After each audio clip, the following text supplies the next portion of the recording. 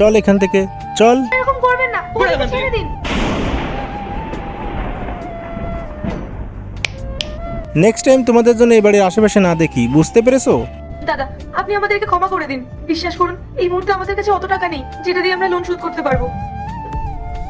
আপনি যদি আমাদেরকে বাড়ি থেকে বের করে দেন তাহলে আমরা কোথায় যাব দাদা?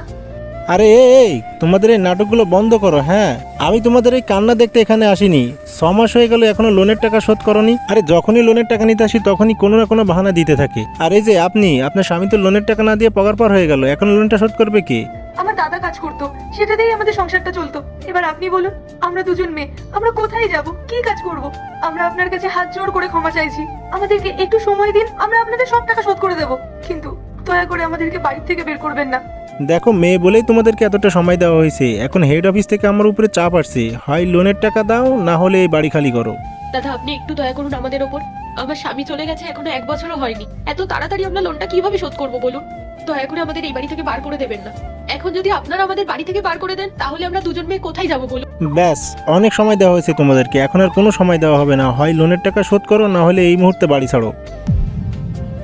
দাদা, আপনি দয়া করুন আমাদের ওপর। আচ্ছা ঠিক আছে, তোমরা এত করে যখন বলছো তাহলে তোমাদেরকে আমি একটু সময় দিচ্ছি। আর হ্যাঁ, তোমরা যদি আমার কথা মেনে চলো তাহলে তোমাদের এই লোনটাও আর শোধ করতে হবে না। আর এমনিতেও তোমাদের মতো মেয়েরা এমন লোন শোধ করতেও পারবে না। দেখো, আমার কাছে একটা উপায় আছে। তোমরা যদি আমার কথা মতো চলো তাহলে তোমাদের এই লোনের টাকাও দেওয়া লাগবে না, আর তোমাদের লোনটা আমি মকুব করে দেবো। কিভাবে বলুন?